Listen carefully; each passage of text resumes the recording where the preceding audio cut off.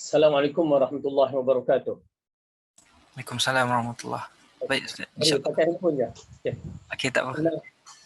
Innal hamdalillah nahmaduhu wa nasta'inuhu wa nastaghfiruh wa na'udzu billahi min shururi anfusina wa min sayyiati a'malina. May yahdihillahu fala mudilla lahu wa man yudlil fala hadiya lahu. Asyhadu an la ilaha illallah wahdahu la syarika lahu wa asyhadu anna Muhammadan 'abduhu wa rasuluh. Amma ba'du fa inna khairal kalami kalamullah wa khairal huda huda Muhammadin sallallahu alaihi wasallam wa syarrul umuri muhdatsatuha wa kullu muhdatsatin bid'ah wa kullu bid'atin dhalalah wa kullu dhalalatin finnar. Alhamdulillah, pertama kita rafakkan syukur kita kepada Allah Subhanahu wa taala yang menghimpunkan kita pada pagi ini, pagi yang penuh keberkatan, pagi hari Jumaat, pagi hari Sayyidul Ayyam, hari yang terbaik yang mana kita mempunyai kelebihan dan fadail hari tiap-tiap hari, dan di antaranya pada hari ini ialah hari yang disunnahkan banyak amalan-amalan yang terpilih yang akan mengangkat darajat kita di akhirat kelak. Maka insya-Allah di antara amalan yang kita ambil adalah menuntut ilmu, dan saya ingatkan jangan lupa solat duha yang mana fadail terlalu kelebihannya terlalu besar, yang mana kita cuba berusaha untuk mendapatkan ganjaran-ganjaran pahala Allah dengan sebanyak-banyak yang mungkin, kerana kehidupan kita sementara dan kita memerlukan bekalan nun di akhirat kelak, dan pastikan akidah kita sentiasa di atas akidah ahli sunnah wal jamaah, akidah yang dibawa oleh Rasulullah dan 3 kurun mufassalah yang terbaik ini, mufaddalah ini. Maka mudah-mudahan dengan adanya kita mengikut cara Rasulullah SAW, kita termasuk dalam golongan yang terpilih, umat yang terpilih, golongan yang akan mendapat singgasana ataupun syurga yang terbaik di sisi Ar-Rahman nanti bersama Rasulullah SAW. Amin ya rabbal alamin. InsyaAllah pada pagi ini kita akan teruskan pelajaran kita ya berkaitan dengan syarah kita Al-Jami'. Jadi kita memerlukan kepada tuan-tuan dan puan-puan pertama ikhlaskan niat kita semata-mata kerana Allah, dan saya yakin insya-Allah ya dalam live ni yang datang dalam majlis ni tak ada siapa yang kenal, hanya kita yang datang ketengahkan diri kita. Mudah-mudahan kita termasuk dalam golongan orang yang insya-Allah mengikhlaskan diri dalam sudut menuntut ilmu, dan siapkan diri kita sebagai adab-adab penuntut ilmu, yakni paling kurang ada pen dan kertas ataupun ada Al-Quran ataupun ada kitab. Ya, kalau siapa yang tak ada kitab ni lagi boleh insya-Allah hubungi Yayasan Taklim atau menghubungi saya, yang kita masih lagi mengedarkan kitab-kitab ini dengan harga 40, termasuk tidak termasuk kos sebanyak RM8, RM48 insya-Allah. Baik. Kitab apa yang kita nak belajar ini berkaitan dengan adab-adab dan akhlak-akhlak. Apatah lagi perbincangan kita ini berkaitan dengan adab yang Allah dan Rasul itu arahkan kepada kita. Ya, kerana kita hidup di dunia ini pun ada SOP, panduan ataupun atur cara bila kita berada di muka bumi. Oleh kerana itu Allah bagi misalkan melalui lisan Rasulullah sallallahu alaihi wasallam, ya, kita yang berada di muka bumi ini seorang muslim seperti hidup ya orang kafir hidup dalam keadaan senang. Maksud senang di sini ialah mereka tak ada sistem, mereka tidak ada undang-undang. Tetapi orang mukmin ini seperti dalam satu kawasan yang ketat. Ya, seperti keadaannya susah, seperti dalam penjara. Bukan penjara itu maksudnya kita tak boleh langsung, tidak. Tetapi kita berada dalam bentuk adab, akhlak dan peraturan. Ya, way of life kita ni, peraturan inilah yang akan membimbing kita menjadi seorang khalifah. Kalau tidak, orang kafir dia tidak ada pimpinan, tidak ada bimbingan. Oleh kerana itu mereka membuat mengikut akal dan hawa nafsu mereka. Ada yang baik, ada yang buruk maksudnya. Jadi yang buruk itulah yang menjelma daripada masyarakat. Tetapi bagi kita sebagai seorang muslim, ya, sebagai seorang muslim di bawah bimbingan wahyu ini memang terasa ketat sikit. Itu tak boleh. Mula kalau kita dah terbiasa longgar, maka ada kalangan manusia yang mengatakan itu tak boleh Ustaz, ini tak boleh. Bukan masalah tidak boleh, tetapi kita di bawah peraturan, yang mana peraturan ini cuba kita ikut, dan kita akan sampai bila peraturan ini diikut, ya, jalan ini diikut, insya-Allah kita akan sampai ke pintu syurga dengan selamat. Tetapi bila kita tidak mau ikut, ya, kita pun pandang alamak menyusahkan Islam ini, ya, maka di sana ada perkara yang perlu kita tahu bahawa selepas hidup ini ada kematian dan belum tentu kita akan selamat. Baik, tuan-tuan dan puan yang dirahmati oleh Allah, kita sambung pelajaran kita dalam muka surat 62, hadis yang ke-17, manfaat silaturrahim. Manfaat silaturrahim. Silaturrahim yang dimaksudkan ialah hubungan persaudaraan ataupun talian silaturrahim, perhubungan persaudaraan, tak kira orang itu keluarga kita ataupun bukan keluarga kita, terutamanya orang Islam, yang mana kita perlu menguatkan hubungan ini kerana kedudukannya tinggi di dalam Islam. Silaturrahim ini adalah hubungan yang terbaik, tetapi dengan syarat mengikut cara-cara yang telah ditetapkan oleh syarak.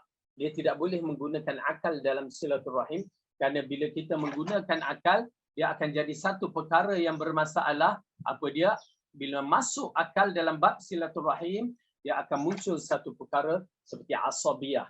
Asabiyah ini ta'assub kepada kelompok ataupun golongan masing-masing dengan cara yang tak betul. Itu yang dikatakan asabiyah yang terlarang. Ya, kalau asabiyah maksudnya kalau dalam konteks ukhuwah Islamiah ataupun silaturahim yang betul, maka asabiyah itu tidak akan ada. Ya, maksudnya kita sayang kabilah kita, kita sayang saudara kita, tetapi bila sampai had ketetapan yang bercanggah dengan akidah, bercanggah dengan Islam, maka di situ kita kena bertindak sebagai seorang Muslim yang tegas.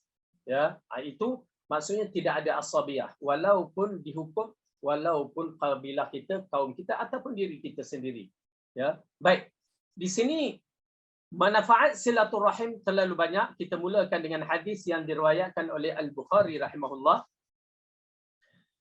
Rasulullah bersabda dari Abu Hurairah radhiyallahu anhu, dia berkata bahawa Rasulullah sallallahu alaihi wasallam bersabda, "Man ahabba an yubsata lahu fi rizqihi wa an yunsa'a fi atharhi falyasir rahimah." Maksudnya, barang siapa yang ingin dilapangkan rezekinya dan tetap dikenang baiknya setelah wafatnya, hendaklah dia menyambung ke kerabatan. Hadis riwayat Bukhari. Kalau saya kata, kita tinggalkan. Cuma kita nak bicarakan tentang apakah yang disebutkan oleh Rasulullah tentang membuka rezeki. Okey, membuka rezeki, dan di sana dalam riwayat yang lain disebutkan dipanjangkan umur. Ya, sini riwayat ini tidak ada, tetapi riwayat yang lain dikatakan barang siapa nak dibukakan rezeki dan dipanjangkan umur, ya, maka hendaklah dia melakukan silaturahim. Baik. Kandungan hadis pertama, Allah Ta'ala telah berfirman dalam surah Ar-Ra'd, surah yang ke-13 ayat ke-21. Jom kita buka surah yang ke-13 ayat 21. Surah Ar-Ra'd, surah Ghuruh.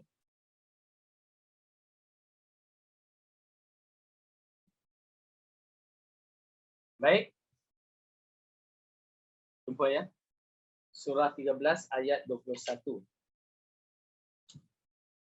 Ini di antara surah yang berkaitan dengan Ghuruh yang kita sebenarnya disunatkan membaca bila kita dengar Ghuruh. Biasa kita dengar Ghuruh tutup telinga menjerit je. Ya, tetapi disunahkan kita baca bila dengar je Ghuruh, ayat yang ke-13 dalam surah ni, wa yusabbihur ra'du bihamdihi wal malaikatu min khifatih. Had situ, ya, disunahkan kita membaca kerana mendengar suara Ghuruh, ya. Kerana Ghuruh termasuk dalam tasbih, ya, tasbih yang dikatakan yusabbihur ra'du, ya, kilat tu bertasbih. Baik. Jadi kita masuk ayat yang ke-21. Allah berfirman. Tapi saya cadangkan kita naik sedikit ayat tu pada ayat 19 kerana dia berkait rapat. A'udzu billahi minasy syaithanir rajim. Afaman ya'lamu annama unzila ilaika min rabbikal haqqu kaman huwa a'ma. Innama yatadhakkaru ulul albab. alladzina yufuna bi ahdillahi wa la yanquduna mitsaq والذين يصلون ما أمر الله به أن يوصل ويخشون ربهم ويخافون سوء الحساب. Adakah orang yang mengetahui bahwasanya apa yang diturunkan kepadamu dari Tuhanmu itu benar, sama dengan orang yang buta? Hanyalah orang yang berakal saja yang dapat pengajaran. Tuan-tuan dan puan-puan, di dalam ayat ini jelas kepada kita Allah memberi satu perumpamaan yang bahawa kita ini mesti ada asas yang paling kuat, beriman dengan Allah dan Rasul seperti mana yang diarahkan. Kemudian Allah mengatakan, apakah sama orang yang mengetahui dengan orang yang tidak mengetahui, terutamanya masalah iman, sama ke tidak? Ya, lalu Allah kata hanya orang yang berakal sahaja yang dapat mengambil pengajaran. Perkara ini amat penting untuk kita ketahui, terutamanya kita berada di medan Islam, medan beriman kepada Allah dan risalahnya. Apatah lagi kita berhadapan dengan fitnah akhir zaman, dengan isu-isu yang berlaku di sekeliling kita ini, ya, seperti isu konspirasi Dajjal yang dikatakan, ya, konspirasi itu ini, dan isu yang terbaru dengan kalimah Allah itu menjadi isu yang besar. Ya, semua itu berkaitan dengan masalah iman kita. Oleh kerana itu hitam putih iman mesti jelas dalam bab ini, dan kedudukan beriman kepada Allah kena jelas. Kita tidak mahu beriman kepada Allah dalam keadaan kita ikut-ikut orang, tak mahu. Kita tidak mahu kita beriman kepada Allah di atas dasar tok nenek kita lalu kita beriman, tak mahu. Kerana iman bukan diwarisi, tetapi iman ini dengan menuntut dan mencari. Kalaulah seorang lelaki ini yang disebutkan Salman Al-Farisi, anak seorang menteri kaya raya, dia tinggalkan dunia harta dia, lalu dia mula mencari kebenaran.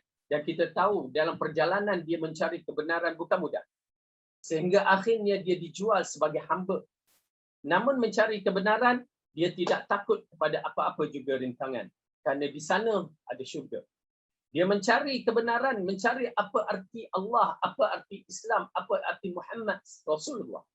Dan akhirnya dia bertemu dan kita menyaksikan kedudukannya dalam Islam begitu tinggi.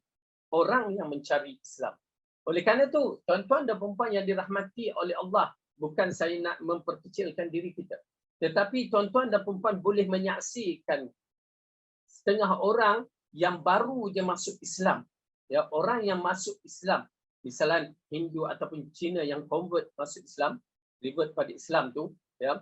Lalu kita dapati ilmu dia lebih mantap daripada kita. Ya. Kerana mereka mencari, kita mewarisi. Lain, mewarisi dengan mencari adalah satu perbezaan. Jadi mencari itu dia akan mencari untuk mencari kebenaran. Seperti mana saya teringat waktu saya selepas dia SPM dahulu, ya, saya mula mencari kebenaran, yakni mencari agama ni, mencari sunnah. Saya pusing Malaysia, ya, saya pusing pergi pondok tu pondok ni apa semua, dan akhirnya Allah bagi petunjuk pada mak saya sampai mak ayah saya sampai saya pergi belajar di Pakistan. Di sana saya bertemu kebenaran yang sebenar-benarnya, yakni Al-Quran dan As-Sunnah mengikut fahaman tiga guru yang terbaik. Maka bila kita dapat dalam hati saya, ya Allah, ya, tujuan aku menuntut ilmu, alhamdulillah waktu itu tak fikir nak sijil pun, ya, tak fikir pun nak dapat apa, tetapi aku teringat mak kata, Fadil pergi belajar ilmu, lepaskan mak dari neraka. Dan kita pun, ya Allah, aku belajar ilmu, aku nak dapat tamadun ilmu agama ini untuk melepaskan aku dari neraka. Ya, jadi kita pun belajar, kita nak, dan alhamdulillah kita dapat bila kita nak. InsyaAllah Allah bagi petunjuk dengan ikhlasnya kita. Begitu juga tuan-tuan dan perempuan, kalau tuan-tuan dan perempuan belajar betul-betul ikhlas, aku nak membebaskan diri aku dari neraka, aku nak betul-betul memahami Quran dan Sunnah, Allah akan bagi. Confirm saya kata Allah akan bagi keikhlasan tuan-tuan dan perempuan. Tapi kalau kita, macam saya dulu, kalau disebabkan kononnya nak sijil, ya, waktu tu orang kata sijil Pakistan tak iktiraf, tak apalah, alhamdulillah kita pun tak fikirkan sijil. Sampai buat BA, sampai buat master pun tiba-tiba kita dapati berapa ramai pelajar-pelajar kita yang lepasan daripada Pakistan boleh buat PhD doktorah di sini.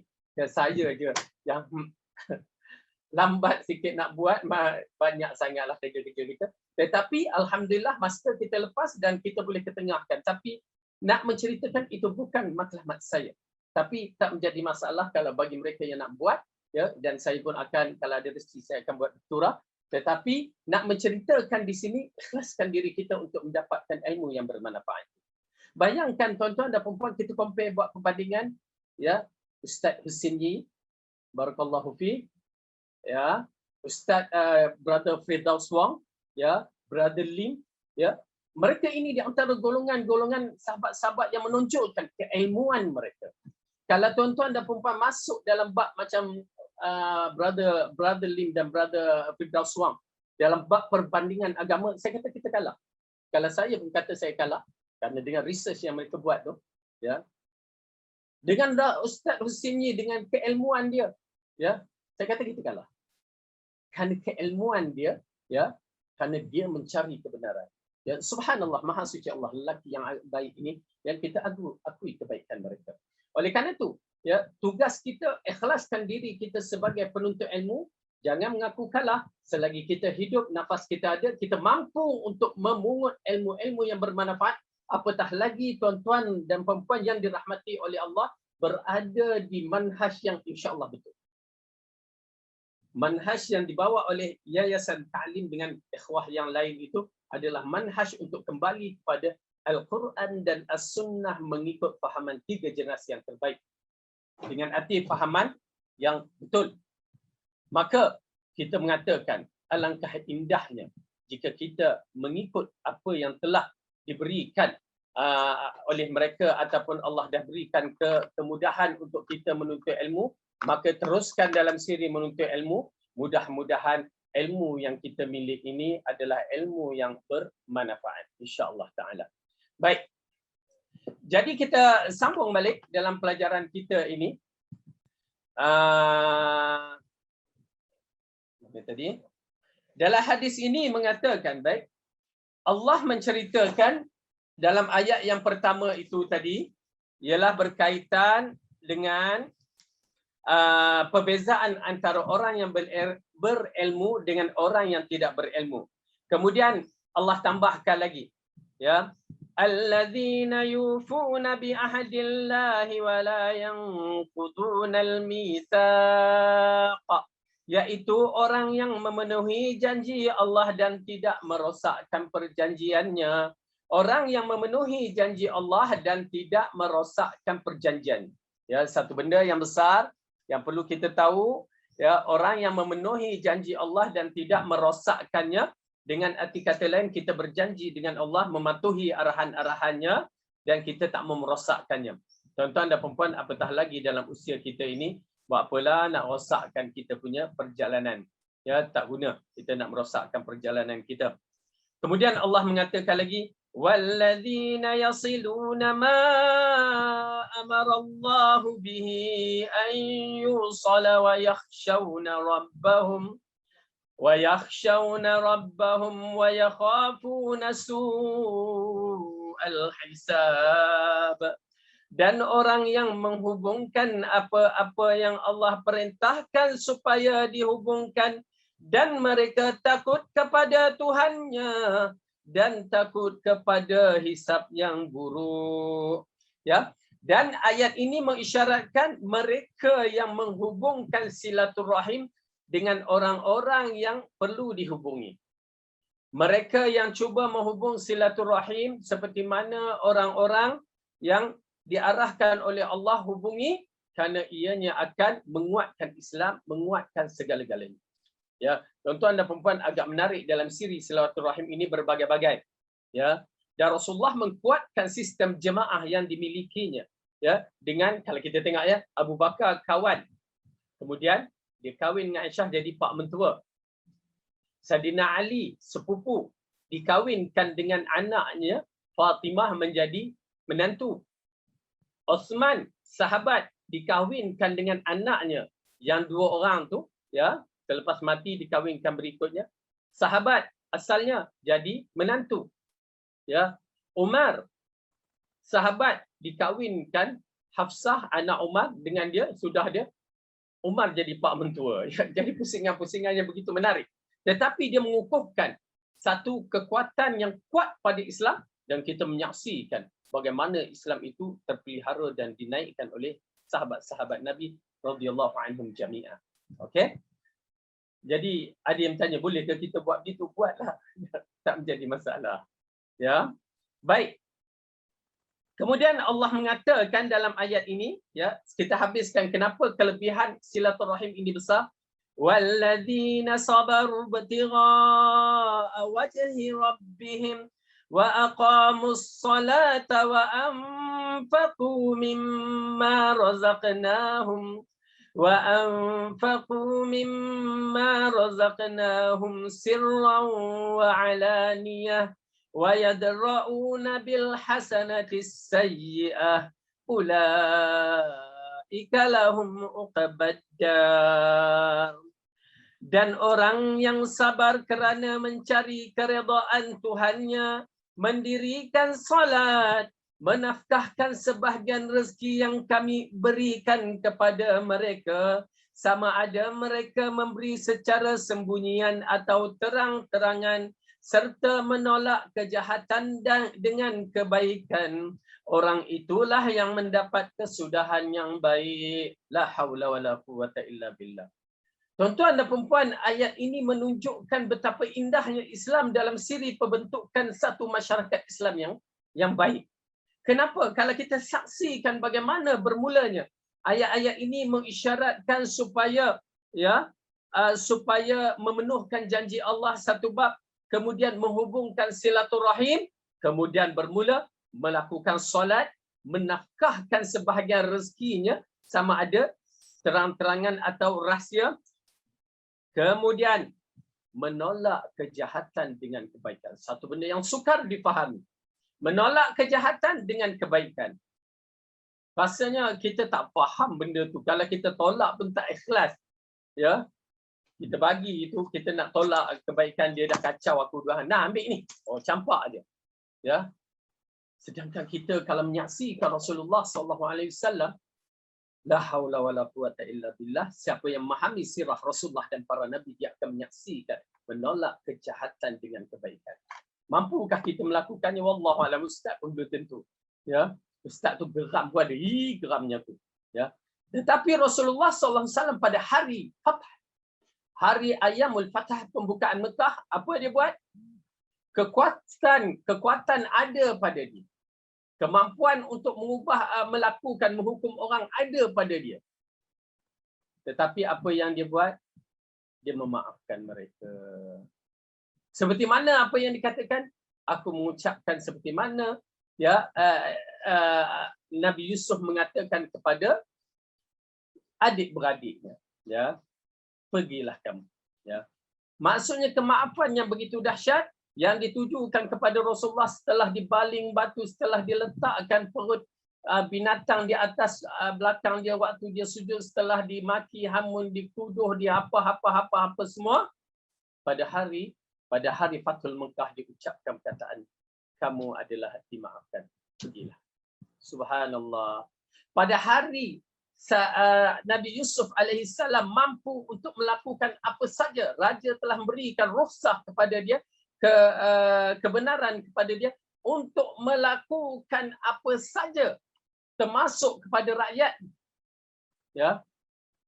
Lalu dia boleh dapat abang dia, adik-beradik yang 10 orang tu yang nakal-nakal tu, dia boleh hukum mereka dengan hukuman yang berat. Tetapi tuan-tuan dan puan-puan, kalau nak tahu rahmat kebaikan, ya, kesabaran, itulah kebaikan yang terbesar. Waktu saat mereka mampu untuk bertindak, tetapi mereka maafkan.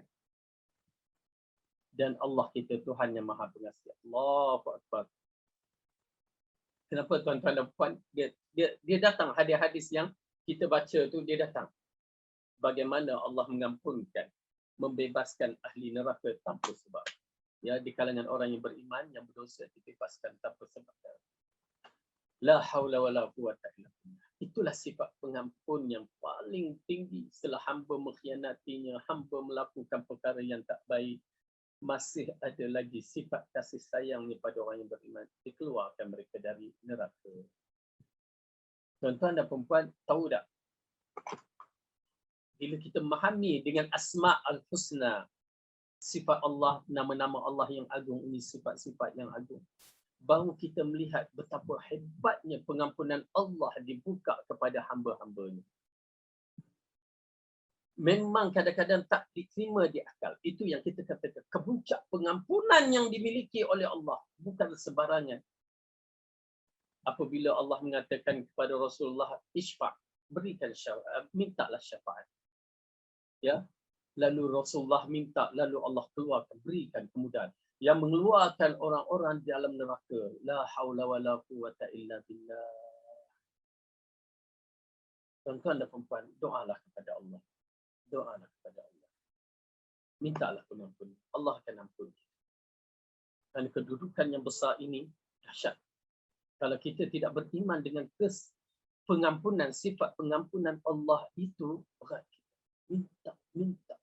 Walaupun tuan-tuan dan puan bawa dosa, kan dalam hadis mengatakan, ya ibadi la ilaha illallah. Itu satu lagi hadis kursi yang saya rasakan bila kita faham bahasa Arab, kita baca tu seolah-olah Allah datang dengan penuh kasih sayang mengatakan, wahai hamba-Ku. Atau kita ni, adik, dahlah tu, dah silap dah.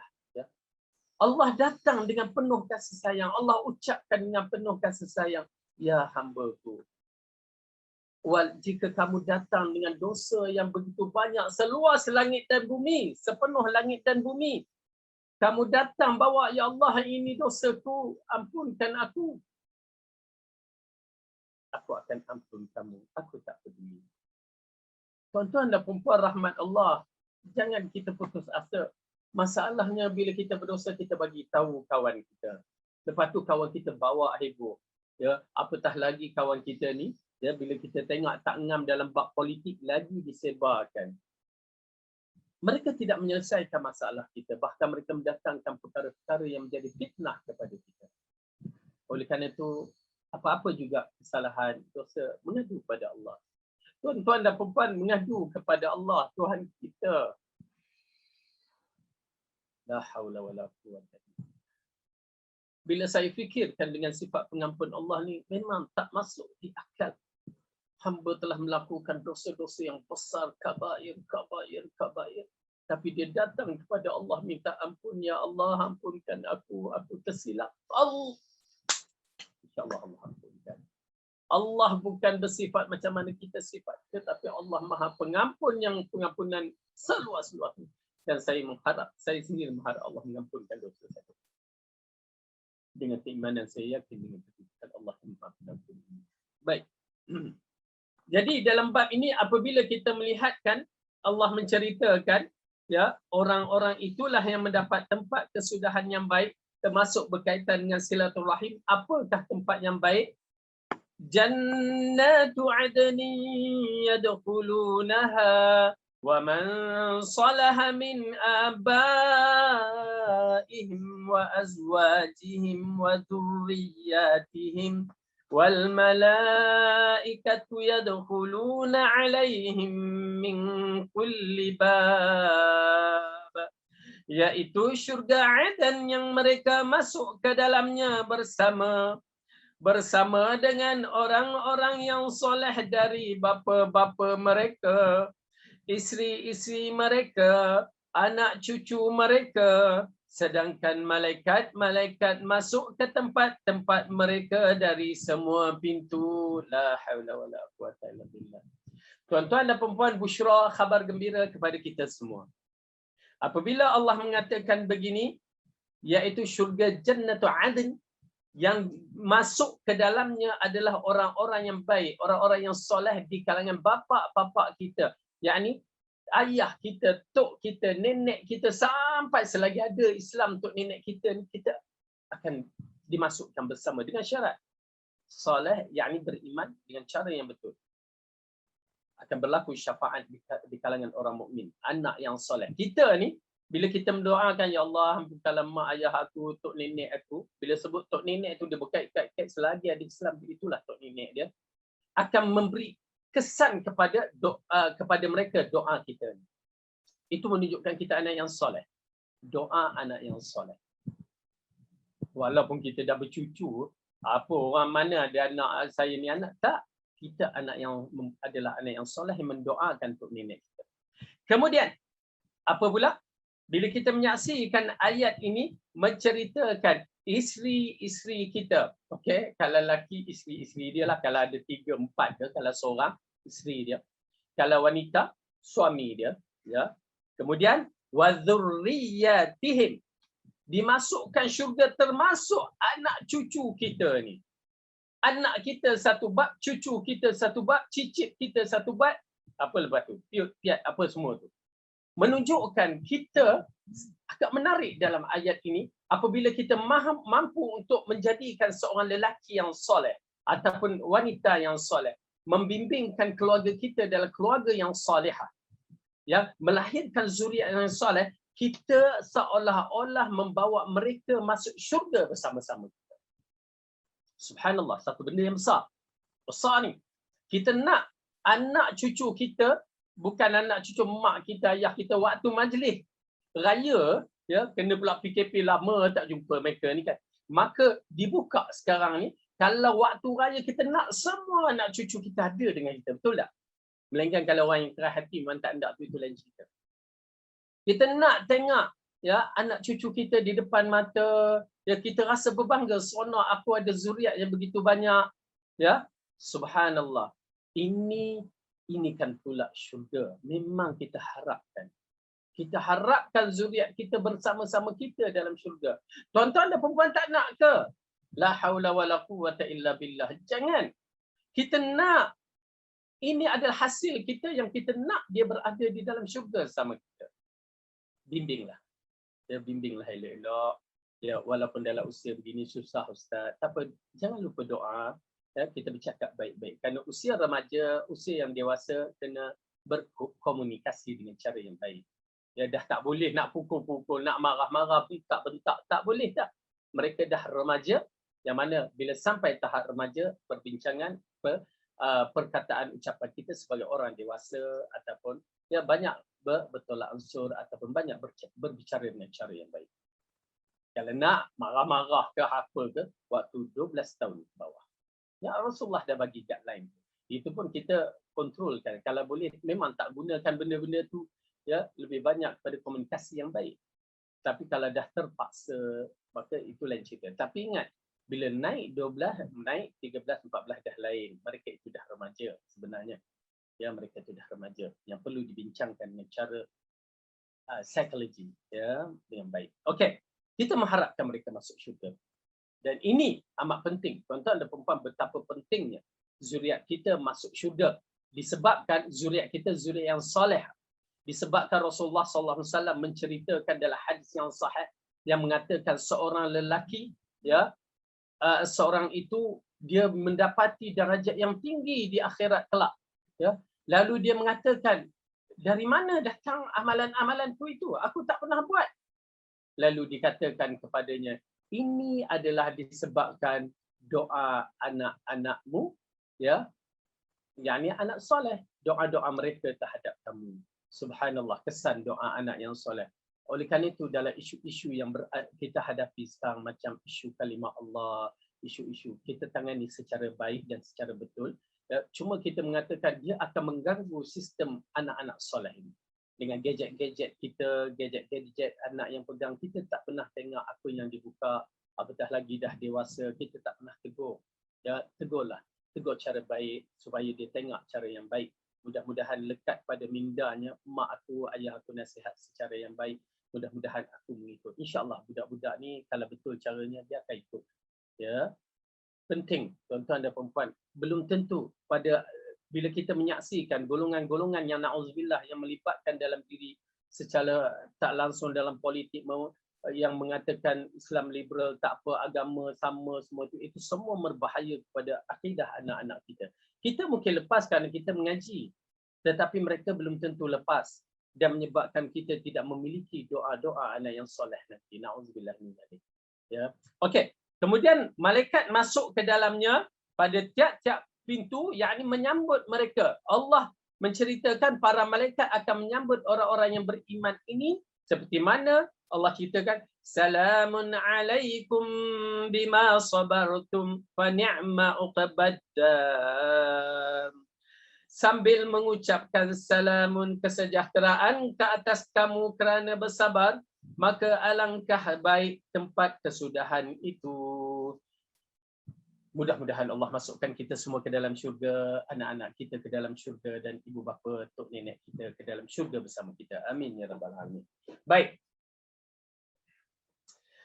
Al-Qurtubi berkata, Al-Qurtubi adalah imam dalam bidang tafsir, ya. Dalam tafsirnya yang masyhur dengan gelaran Al-Jami' Al-Ahkam ataupun masyhur dengan Al-Qurtubi. Ia berkata makna eksplisit dari ayat ini berbicara tentang silaturahim, demikian dikatakan oleh Qatadah dan majoriti ahli tafsir mereka meski begitu ayat ini juga mencakup seluruh bentuk ketaatan. Kedua disebutkan dalam kitab Bukhari dan Muslim, yakni hadis muttafaqun alaih, satu hadis yang diriwayatkan dari Aisyah radhiyallahu anha dari Nabi sallallahu alaihi wasallam, baginda bersabda, Ar-rahimu mu'allaqatun bil arshi taqulu man wasalani wasalahu Allah. Ar-rahim, sifat rahim ini ya bergantung pada arasy Allah, ya. Ar-Rahman, lalu dia berkata siapa yang menyambungku maka Allah pun akan menyambungnya. Okey. Satu benda yang agak sukar kita fahami, tapi saya bagikan secara khulasah, ya, secara ringkas. Kita tahu kejadian langit dan bumi. Sebelum kejadian langit dan bumi itu Allah jadikan qalam. Kemudian ialah mengikut peringkat-peringkat yang diterangkan dalam hadis bagaimana arasy Ar-Rahman dibina, dia apa semua itu. Baik.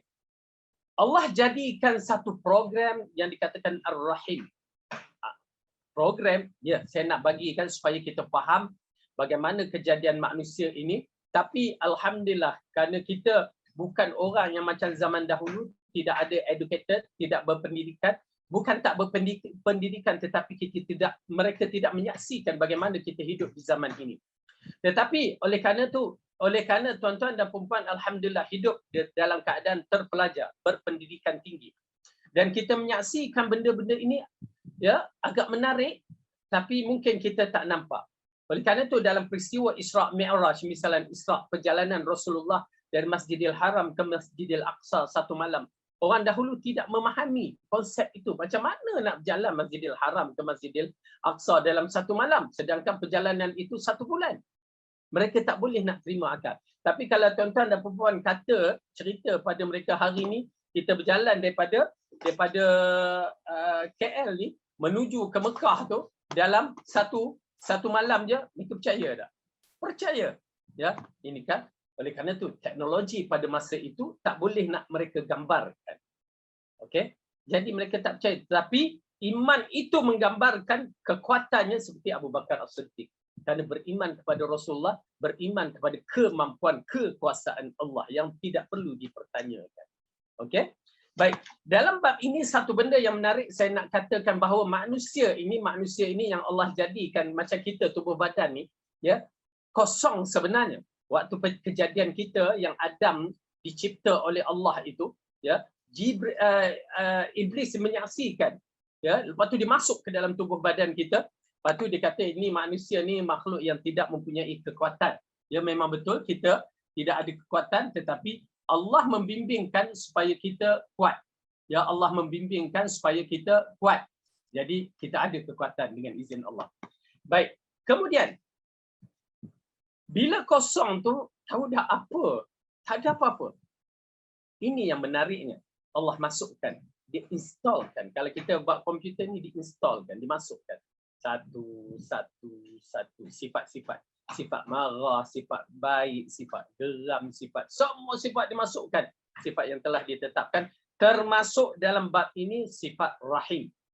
Ini, dia asalnya digantungkan di arasy Ar-Rahman. Kita beriman disebabkan hadis muttafaqun alaih. Bagaimana jangan fikir kita sendiri tak tahu arasy Ar-Rahman ni macam mana. Ya, lepas tu digantung macam mana? Jangan fikir macam kita gantung kain ke, gantung kriuk ke, gantung senduk, jangan. Ya, kita beriman saja. Ya, dengan kita beriman kedudukan digantungkan, dia bergantung pada arasy. Okey.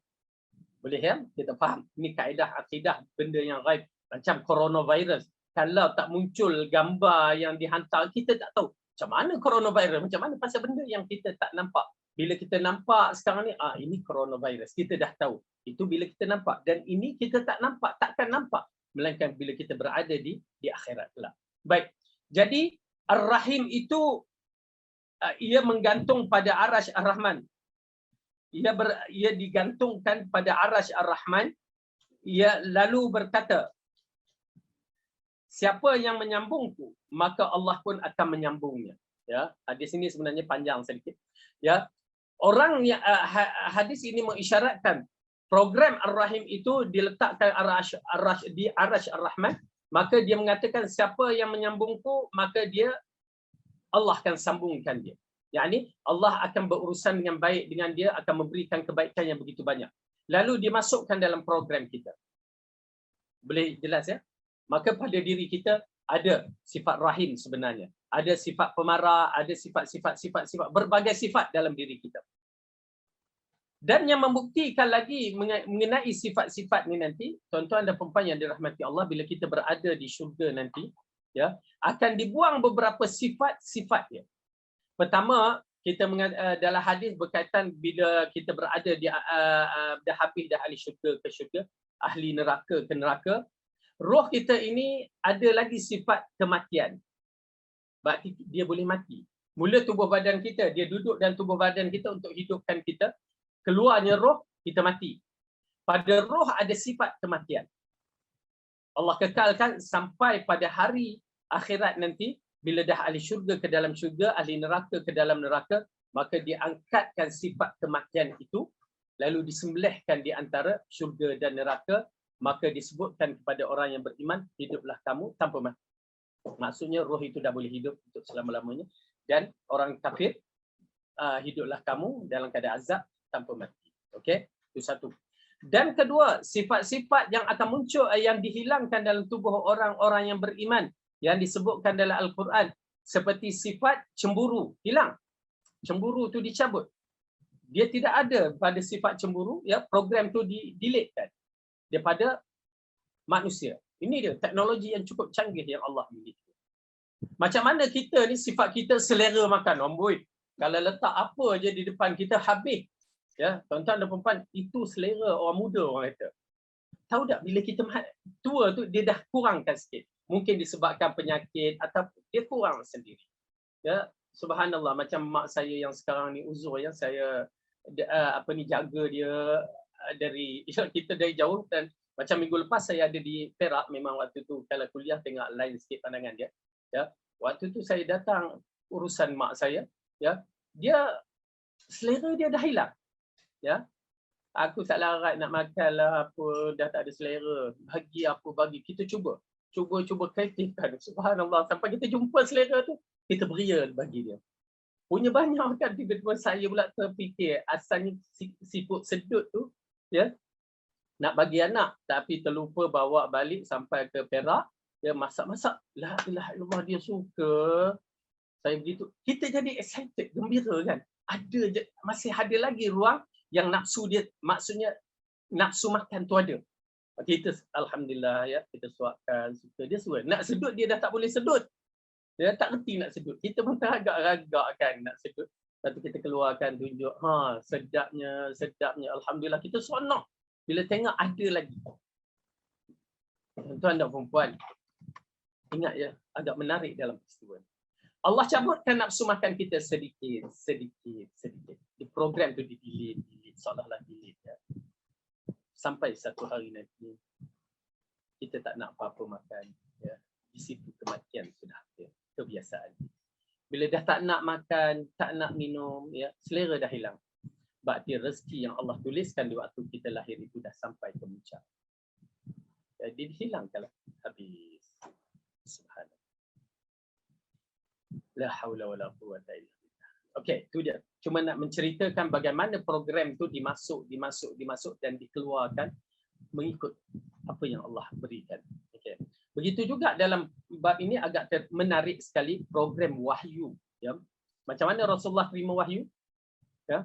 Tuan-tuan dan puan, kadang-kadang menarik apabila ya yang disebutkan wahyu yang datang berkesing. Bagaimana dikatakan malaikat ya masuk dalam tubuh badan Rasulullah dan dia transferkan maklumat kepada minda Rasulullah. Ayat Quran apa semua kan, itu wahyu yang menyebabkan Rasulullah boleh membaca, menghafal. Nak menceritakan pada kita bahawa sistem yang ada di langit sana, sistem yang ada di sisi Allah begitu tinggi teknologinya, siapa pun tak boleh nak gambarkan. Ya, teknologi yang begitu tinggi. Ya, okey. Jadi di sini Ar-Rahim mu'allaqun bil 'arsy, mu'allaqatun bil 'arsy taqulu man wasalani wasallahu Allah. Ar-Rahim bergantung pada arasy Allah, lalu dia berkata siapa yang menyambungku maka Allah akan menyambungnya. Baik. Ketiga, silaturahim termasuk sebab yang paling kuat di mana dengannya Allah meluaskan rezekinya, memberkati keturunannya dan memperpanjangkan umurnya kerana amal soleh mereka lakukan dan memberinya bekal untuk menuju kampung akhirat. Ibnul Allan dalam syarah Riyadhus Salihin mengatakan, menurut Ibnu Attin secara sekilas hadis ini bertolak belakang dengan firman Allah Ta'ala dalam surah Al-A'raf, dan bagi setiap umat pasti ada ajalnya, maka apabila telah datang waktunya maka tidak dapat mengundurnya barang sesaat pun dan tidak pula memajukannya. Maka cara untuk mengkompromi dua nas yang bertolak belakang ini adalah baik. Dalam bab ini silaturahim termasuk sebab yang paling kuat di mana Allah meluaskan rezeki. Ya, Allah meluaskan rezeki dan menyambung memberkati keturunannya dan memanjangkan umurnya kerana amal soleh. Okey. Dalam bab ini saya kaitkan dengan memanjang umurnya. Ya, tuan-tuan dan puan, umur kita memang tidak dipanjangkan, tidak dipendekkan. Had telah dibagikan kepada kita. Berapa umur tuan-tuan? Wallahu alam. Berapa umur saya? Sekarang ni dah dapat, yang akan datang tak tahu. Tetapi yang Rasulullah SAW telah mengatakan bahawa expired date, tarikh expired umur kebanyakan manusia ini adalah 60 tahun ke 70. Berarti itu expired date. Bukan saya nak menakutkan, tetapi untuk kita mengambil kefahaman ya, bagaimana Allah telah mengingatkan kepada kita daripada lisan Rasulnya bahawa kita punya had kulli syai'. Allah telah menjadikan suatu perkara itu mengikut miqdar, ketetapan yang telah ditetapkan. Tarikh dia telah ditetapkan. Bila? Wallahu a'lam. Nampak tak? Bagaimana Allah telah tetapkan. Kalau kita kata aku baru masuk 60. Masihi 63 Hijrah. Berarti 3 tahun tu, setiap masuk 60 itu dah lebih. Ada 3 tahun yang lebih. Ya, kalau 40, 2 tahun. Ya, kalau 20, setahun lebih kurang. Jadi 63 umur Rasulullah wafat. Kita baru pencen 60 tahun dia.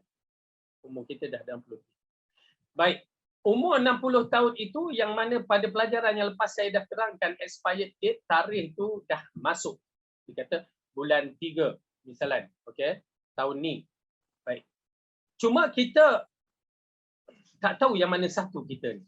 Antara 60 ke 70 kita ni. Wallahu a'lam. Tetapi waktu itu dah memang waktu yang kalau duk sibuk lagi dengan urusan dunia, memang saya kata beratlah. Ya. Itu orang kata tak ingat mati dia ni. Ya, dah nak mati dah. Tak ingat mati. Bayangkan macam kita, tuan-tuan dan puan, saya datang ke TTDI. Berarti saya dah masuk kawasan TTDI. Dah masuk expired date 60 ke 70. Masuk. Cuma saya nak cari kat mana tempat saya nak parking, saya nak berhenti. Ya, adakah Yayasan Ta'lim, adakah di Maybank, ataupun di Balai Polis tu, ataupun di pasar TTDI, begitu. Maksudnya kita sedang mencari tempat perhentian. Umur yang beginilah kita sedang menunggu bila aku ni akan mati. Bila-bila masa. Bila sampai mati, bila sampai tempat kita pasti, berarti kita akan mati. Okey. Jadi umur dia tidak akan panjang dan tidak akan pendek. Cuma dikatakan dalam dalam penerangan ini memperpanjangkan umur. Ya, memanjangkan umur itu maksudnya diberkati umur kita. Ya. Hari ini kita rasa tak berkat disebabkan dah seminggu, dah sebulan, dah setahun, dah 2 tahun, hampir 2 tahun kita kita PKP kan. Begitu lama. Subhanallah. Sekejap. Tetapi yang dikatakan dipanjangkan umur, diberkati umur kita. Diberkati umur kita, ya, bayangkan tuan-tuan dan perempuan di waktu kita kecil dahulu kan. Kita kecil, kita main puas main kan. Mak kata balik, kita balik. Tapi dah puas main. Ya, lepas tu tengok orang tua ni bilalah aku boleh jadi orang besar ni kan. Pasal kita rasa, kenapa kita rasa lama sangat ya, lama sangat. Disebabkan keberkatan umur. Disebabkan apa? Kecil tak ada dosa. Kecil tak ada dosa. Itu pasal kita rasa berkat umur. Tetapi sampai ketua ni kita rasa Allah kejapnya disebabkan kita banyak dosa. Dosa terlalu banyak. Ya, dosa terlalu banyak. Orang sakit duduk dalam hospital. Lamanya aku duduk hospital. Dia bila sakit pengampunan dosa. Ya, tu pasal dia rasa lama sangat duduk dalam hospital. Ya. Tetapi bila dia keluar, dia bawa banyak dosa, kejap aja kulit. Ya. Subhanallah, mudah-mudahan Allah ampunkan dosa kita. Kita mengharapkan Allah berkatkan usia kita, umur kita. Mudah-mudahan Allah berkatkan umur kita. Amin ya rabbal alamin. Baik. Kemudian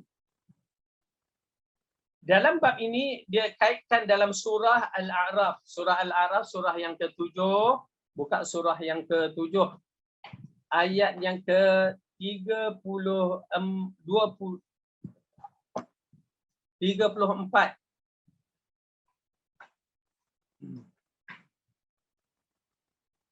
Jumpa?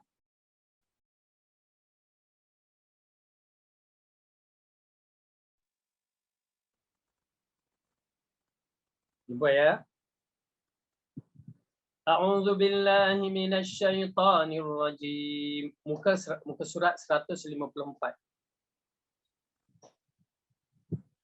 Walikulli ummatin ajal fa idza jaa ajaluhum la yasta'khiruna sa'atan wa la yastaqdimun.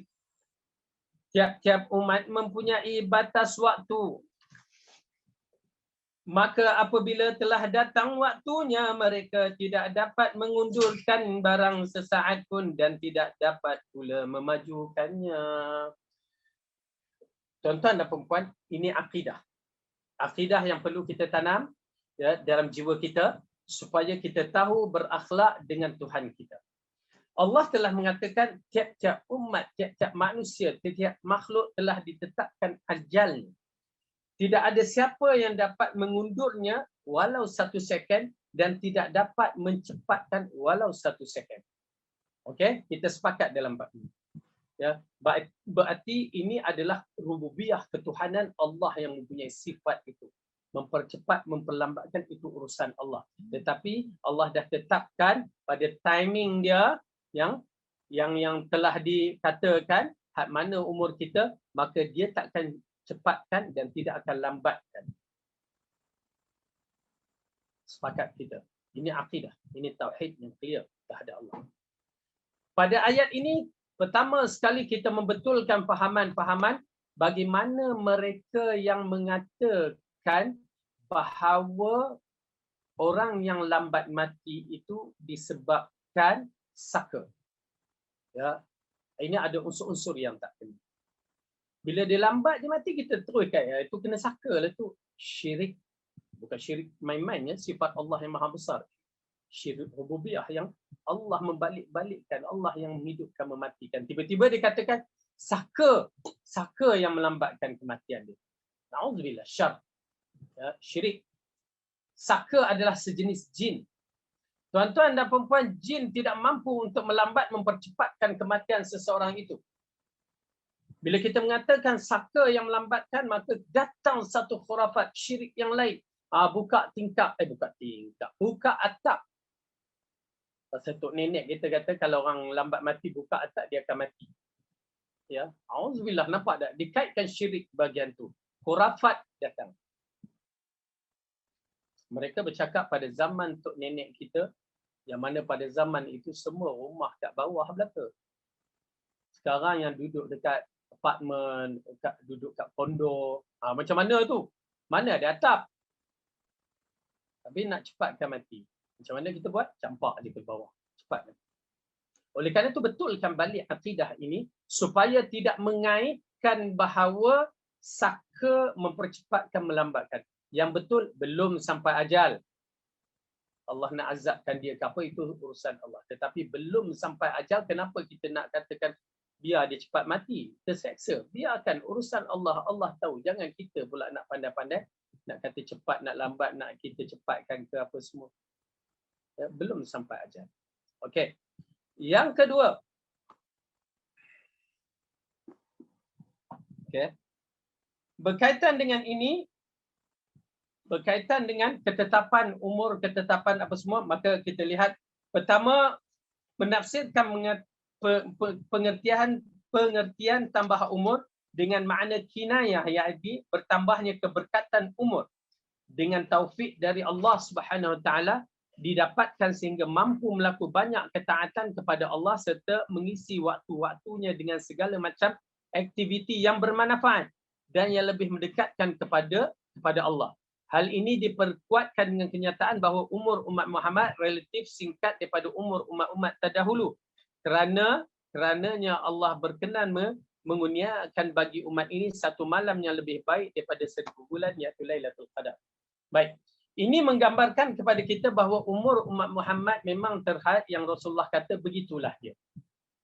Kemudian yang kedua, Allah memberikan peruntukan terbaik kepada umat Muhammad yang lemah ni. Kita memang kategori lemah. Kalau tidak masakan solat 50 waktu dalam peristiwa Isra' Mi'raj itu, Rasulullah Nabi Musa alaihissalam menasihat Rasulullah supaya minta kurangkan sehingga jadi 5. Ya, sehingga menjadi 5 waktu. Lalu Nabi Musa masih mengatakan, aku telah mencuba umat aku, mereka tak mampu. Tapi Rasulullah mendapat kekurangan dengan 5 waktu itu. Nilaiannya 50 waktu yang bukan sembarangan nilaiannya. Besar. Okay. Namun begitu, walau umur kita pendek,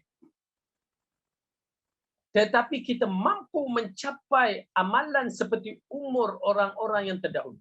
Ya, bukan mencapai amalan seperti orang dahulu. Wallahu a'lam. Tetapi amalan seperti umur orang-orang yang terdahulu. Dengan peruntukan apa? Lailatul Qadar. Subhanallah, tuan-tuan dan puan yang dirahmati oleh Allah, apatah lagi dengan usia kita begini, ada tak ruang-ruang untuk kita melakukan amalan-amalan yang terbaik, terutamanya pada malam Lailatul Qadar yang dikatakan usianya lamanya seperti 1000 bulan ataupun 83.3 tahun. Lama, tuan-tuan dan puan. Kita pun belum sampai lagi 83 tahun. Ya, masih lagi dalam usia-usia yang muda. Belum lagi sampai 83 tahun. Tapi kita mampu untuk mendapatkan satu malam. Amalan dia seperti 83 tahun. Bagi orang-orang muda yang mendengar dalam bab ini, ambil kesempatan supaya tidak terlepas kerana Ramadan sudah hampir. Pada 10 akhir itu adalah peluang keemasan bagi kita anak-anak muda. Bagi macam kami ni dah tua ni, dah lain cerita. Kita cuba mendapatkan, kerana apa? Kita ni sedang menuju usia ke 50, ke 60, ke kematian. Ya. Sebab apa? Kita cuba mendapatkan, bayangkan di antara kenapa Rasulullah SAW jadikan amalan i'tikaf itu adalah amalan yang khusus, kebanyakan diambil di waktu bulan Ramadan. Bismillah.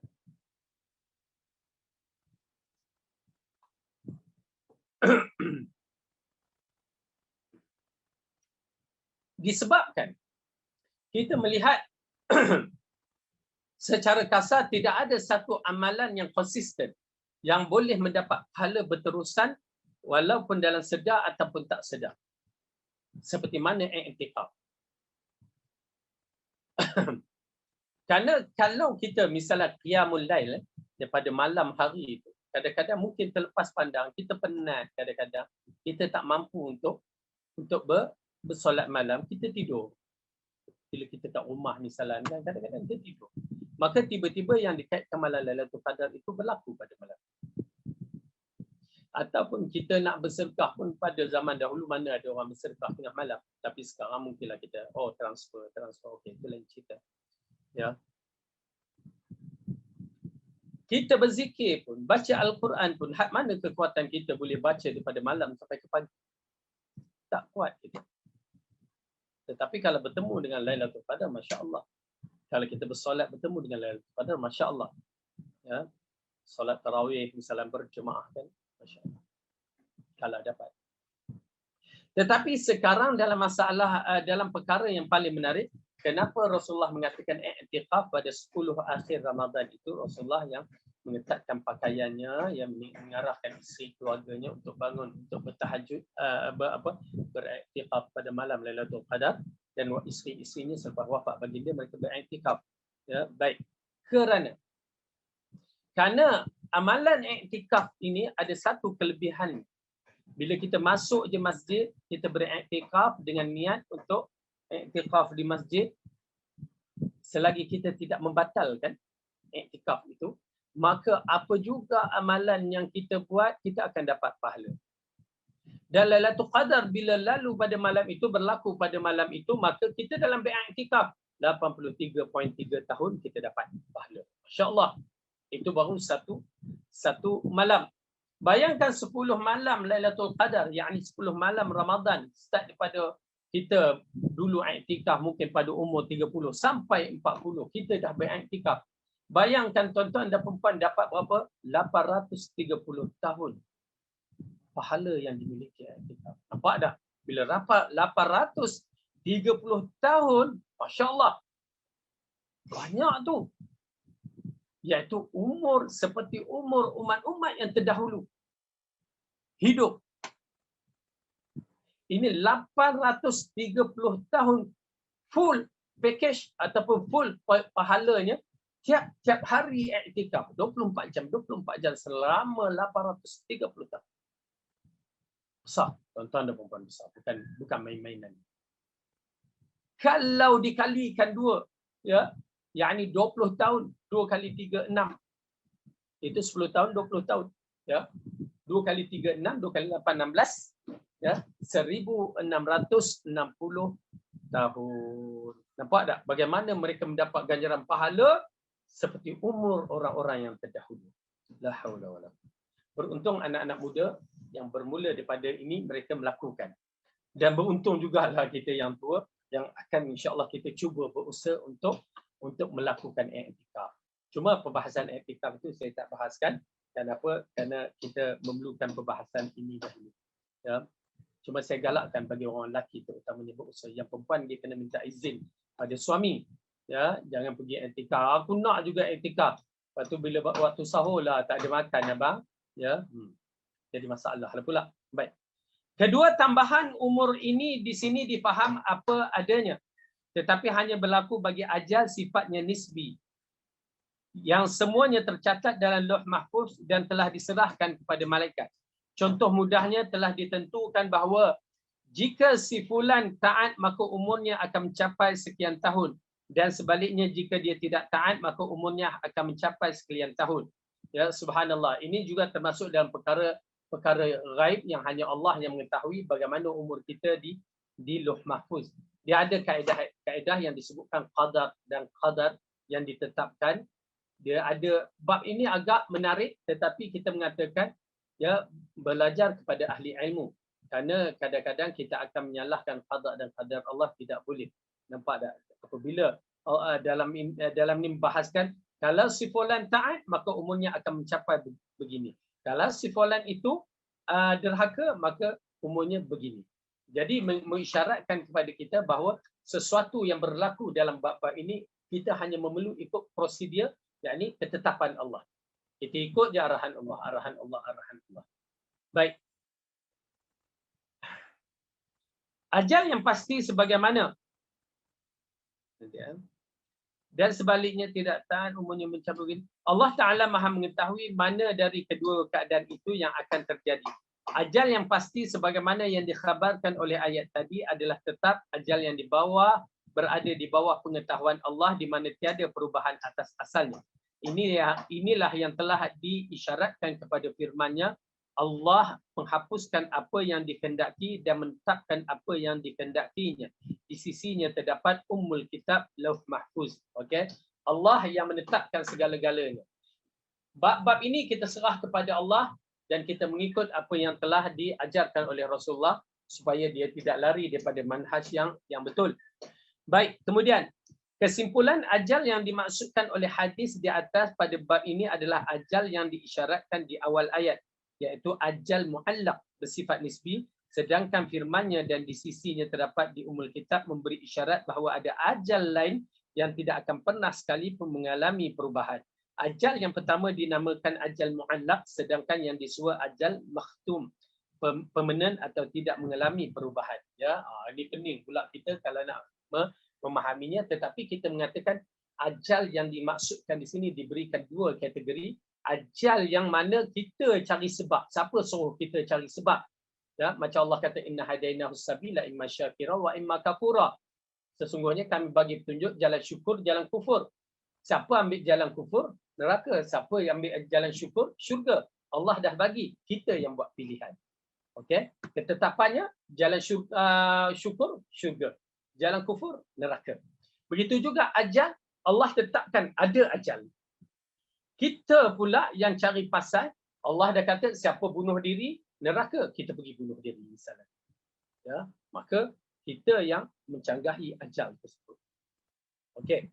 Kemudian dalam bab ini, ya, ajal-ajal yang ditetapkan permanent dan ajal-ajal yang Allah letakkan. Misalan dalam hadis yang sahih berkaitan dengan kisah Nabi Adam alaihissalam di waktu hari kejadian dia, dan juga di waktu ditepuk, yang dikatakan dalam hadis itu ditepukkan di bahagian kanan, maka keluarlah zuriat dia.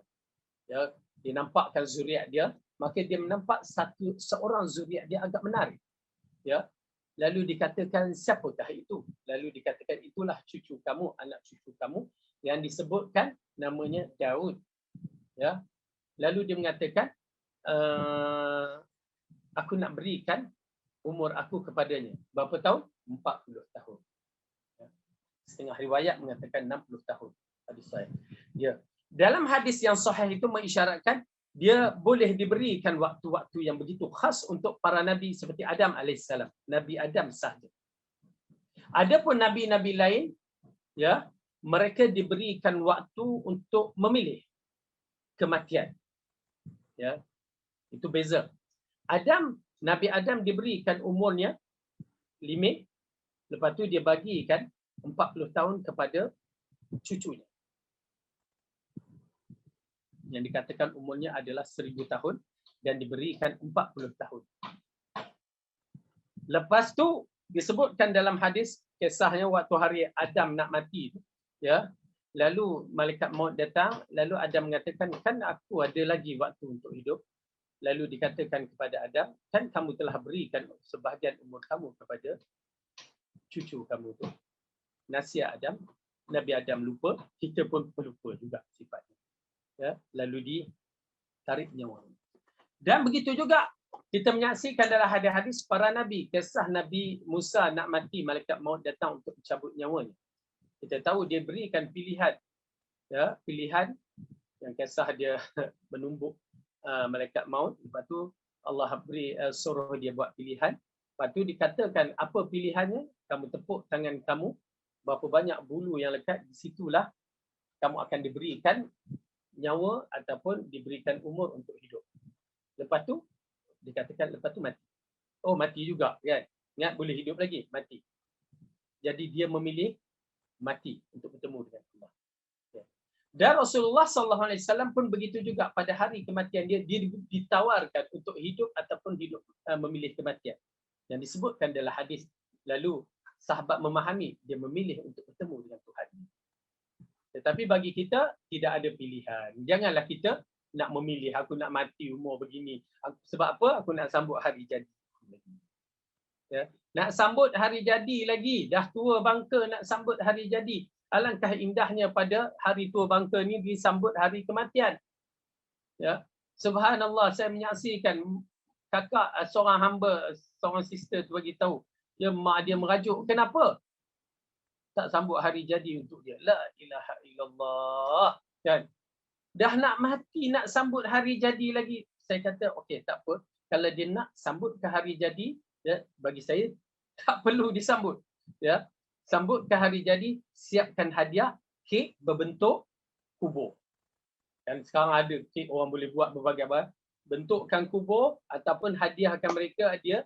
Kalau dia ingat baju baru, siapkan kain kafan 3 helai. Hadiahkan dia.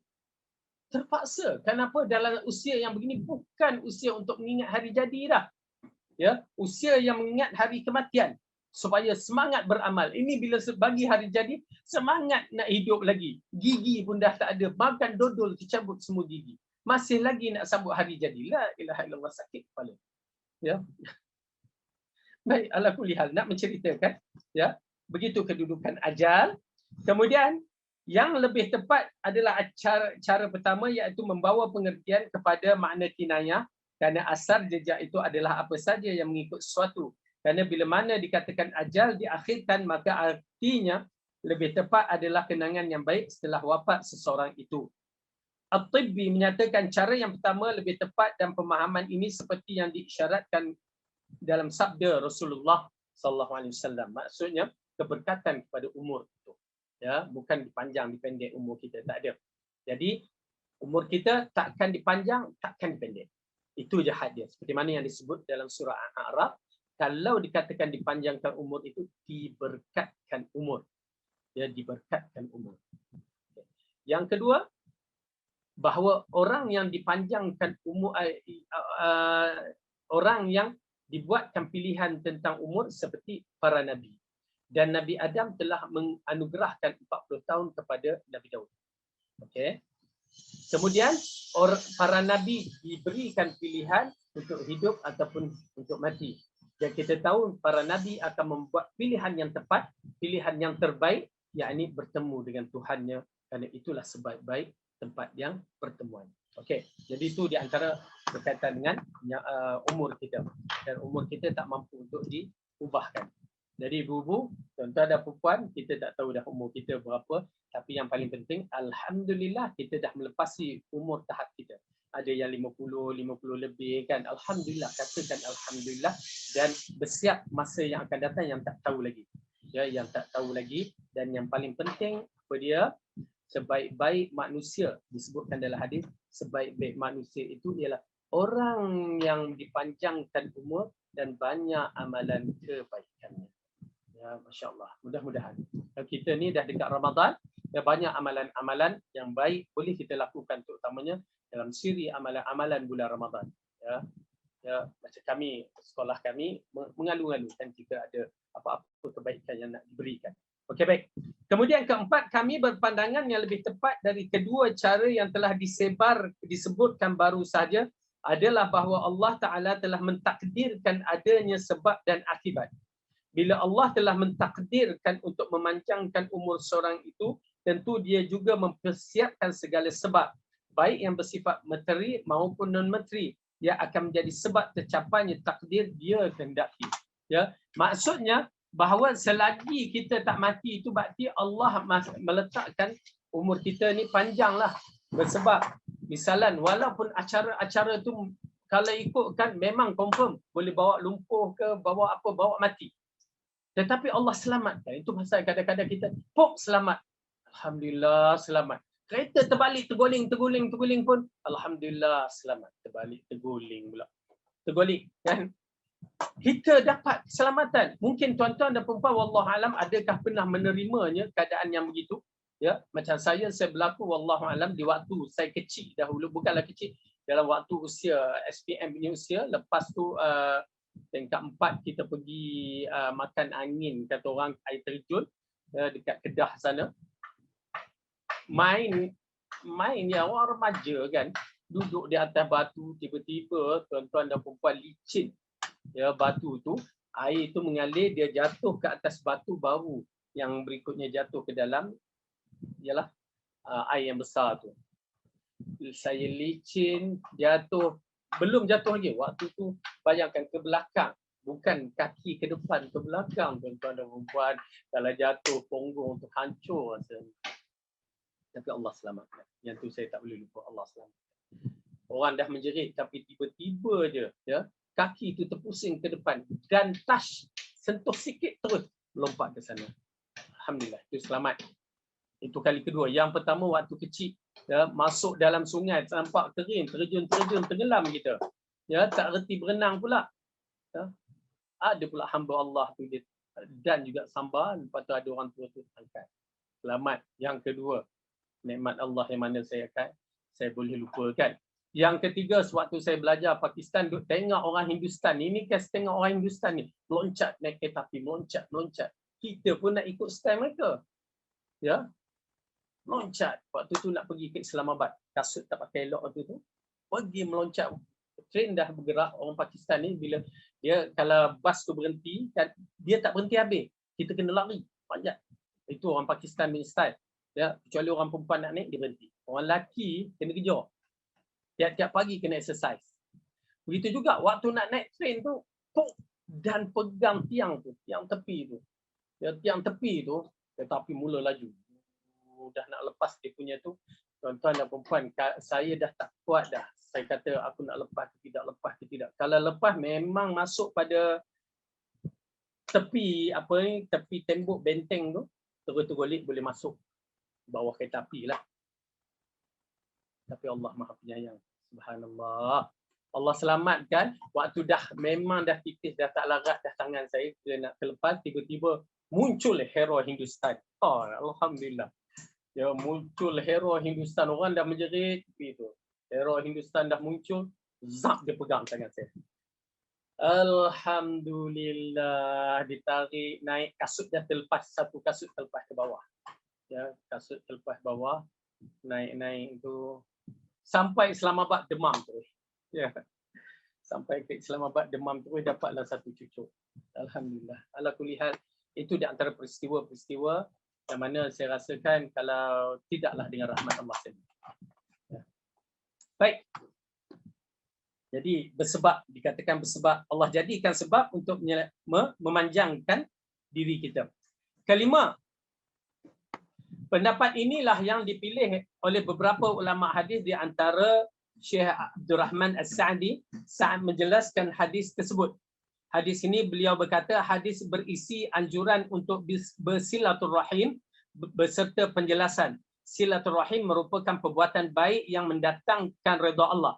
Ia juga mempercepatkan datangnya balasan. Masya Allah, silaturrahim adalah suatu yang diredai oleh Allah, maka dia akan mempercepatkan balasan. Oleh kerana itu, orang yang tak menghubungkan silaturrahim dengan ibu bapa terutamanya, dia akan mendapat cepat balasan yang tak baik. Okey, yang telah tercapai sebaik-baiknya perkara yang diinginkan oleh seorang hamba, rezeki diluaskan dan umur dipanjangkan kerananya, yakni diberkati. Perkara ini terjadi di alam kenyataan, yakni alam realiti. Maksudnya dia kadang-kadang tidak ditangguhkan di akhirat, dia lakukan di dunia. Itu pasal ya, silaturahim dengan ibu ayah ni paling cepat orang itu akan dapat balasan. Iaitu mana? Iaitu dengan tercapainya sebaik-baik perkara yang diinginkan oleh seorang hamba, rezeki diluaskan, umur dipanjangkan karenanya. Perkara ini terjadi di alam kenyataan. Dialah Allah yang menciptakan sebab akibat, dan untuk mencapaikan akibat tadi, maka Allah telah menjadikan sarananya. Singkatnya, apa saja yang terjadi berjalan menurut prinsip dan pokok ini. Jadi perjalanan hidup kita mesti mengikut prinsip yang telah ditetapkan. Ya, kita kena buat sesuatu yang mana diarahkan balasannya begitu. Ya. Dialah yang dengan segala kebijaksanaannya menentukan suatu balasan bagi seseorang sesuai dengan kadar amalnya. Sebagaimana Allah Ta'ala telah menghubungkan rahim ciptaannya dengan memudahkan bagi para hamba-Nya segala macam ketaatan dan perbuatan baik serta memasukkan kegembiraan dalam hati-hati mereka. Dia juga berkenan memberi balasan yang berupa bertambahnya umur, yakni berkat umur dan rezeki hamba-Nya tersebut. Ya, kita melihat memang orang yang silaturahim di antaranya rezeki memang diberkati.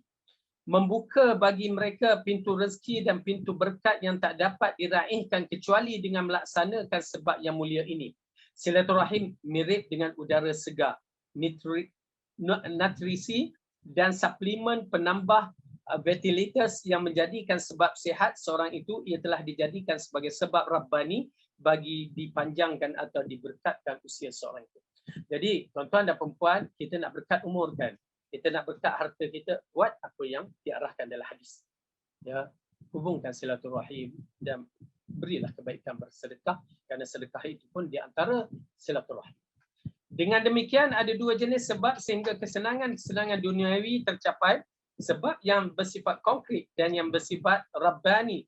Semuanya telah ditentukan oleh Zat yang Maha Kuasa, Zat yang seluruh sebab tadi takluk di bawah kehendaknya. Keenam, hadis ini berisi penunjuk bahawa seorang hamba yang beramal hanya untuk mendapatkan pahala di negeri akhirat ternyata tidak bisa berkelit untuk mendapatkan balasan di dunia. Kerana Allah Ta'ala dengan hikmahnya yang maha agung telah menjadikan balasan bagi selama ia beriman. Sehingga mukmin sejati pasti akan melaksana seluruh aktiviti dengan ikhlas semata-mata kerana Allah. Dia menjadikan janji Allah sebagai pendorong untuk meraihkan cita-cita yang mulia itu tanpa pernah risau apa yang didapatkan di dunia. Dengan arti kata ya bahawa mengisyaratkan kepada kita melakukan amalan-amalan ini menyaut seruan Allah, maka Allah tidak akan membiarkan kepada kita dalam keadaan kosong.